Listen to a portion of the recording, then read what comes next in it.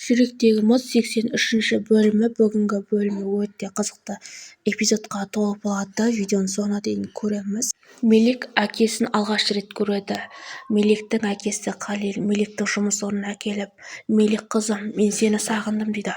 Осы кезде Мелик ашуланып, сен кімсің? Қалил, сен неге бізді іздеп келдің? Неге бұл жерге келдік? Сен нағыз оңбағансың. Менің анамды зорлап тастап кеткенсің. Кет, тезірек кет, көзіме көрінбе деп айғай салады. Бірақ Қалил ақталуға тырысады. Мелик, мені тыңдашы деп. Ашуланған Мелик оны қуып жіберді.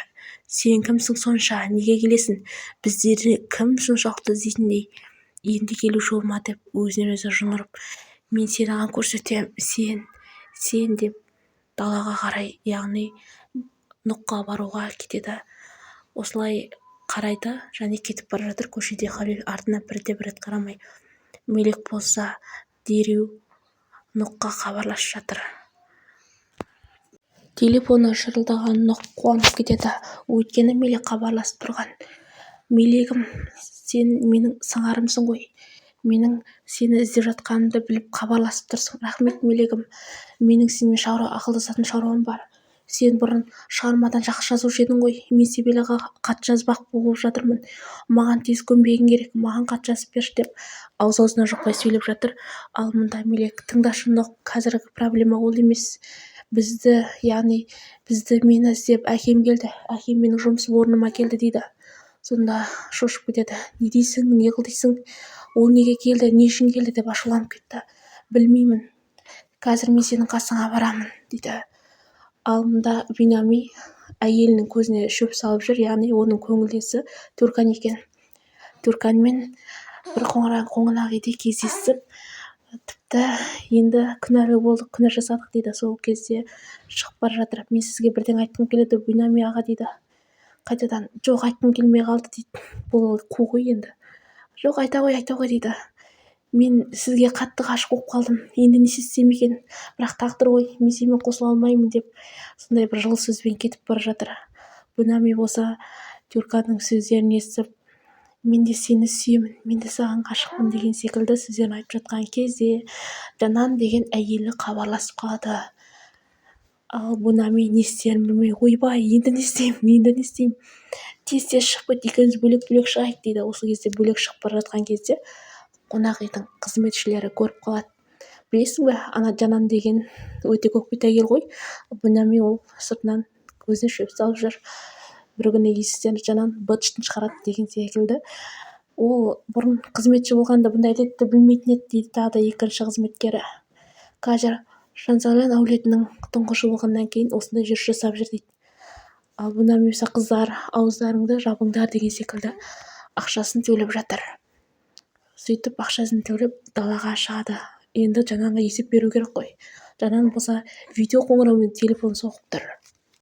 Жанан Бинамиге, сен қайда жүрсің? Неге соншама шығып кете бересің? Үйден жоқ боласың деп жауап алып жатыр. Бинами болса ақталып, мен деген далада аязы жұмыс жасап жүрмін. 20 градус аязы жұмыс жасап жүрмін. Сен көрмеймісің? Неге менің тірлігіме араласа бересің?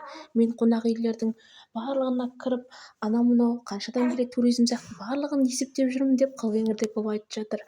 Сосын сенбей жатыр Жанан. Сұрыптама жасап жүрмін, сұрыптама десе, Жанан, сараптама деп айт, сен қате айтып тұрсың дейді. Осылай екеуі сөйлесіп болып жатыр. Ал мұнда Халил келеді. Халил звондап Хикметке шақырып алады. Осындай оңаша жерге шақырып алып айтады. Менің балаларым маңның сөзіме сенбейді. Барлығы Сумрудың айтқанынан шын көріп бастап жүр.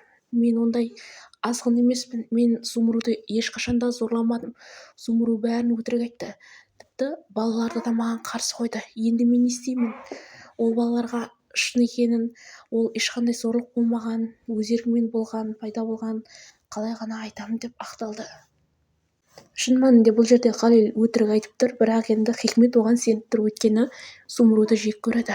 Түсінші, былай айтайын, мен түрмеге отырған кезде Сумру маған келіп көзіме тік қарады да, енді мені іздеме, мен жоқпын, бәрі бітті деп кетіп қалды.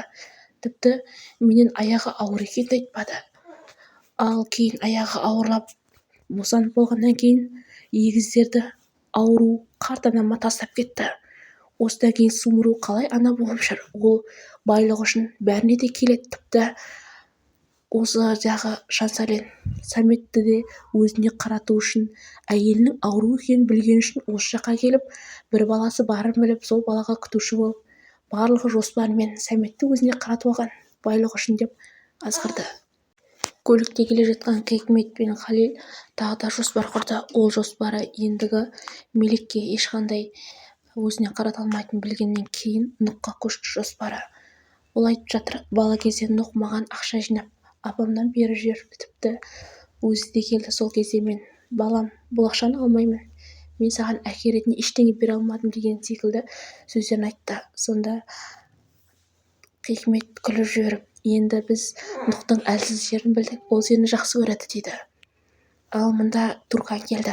Қайдан келдің сен деп Жанан сұрақтың астына қалды. Туркан қорқып кетіп, базардан бардым, азық-түліктер әкелдім, тіпті жаңағы нелердің бәрін күтіп қалдым. Осыншалықты базарда не істеп жүрсің деп сұрақтың астына алып жатыр. Туркан ақталып әлек. Қиямет ханым болса кітап оқып отыр.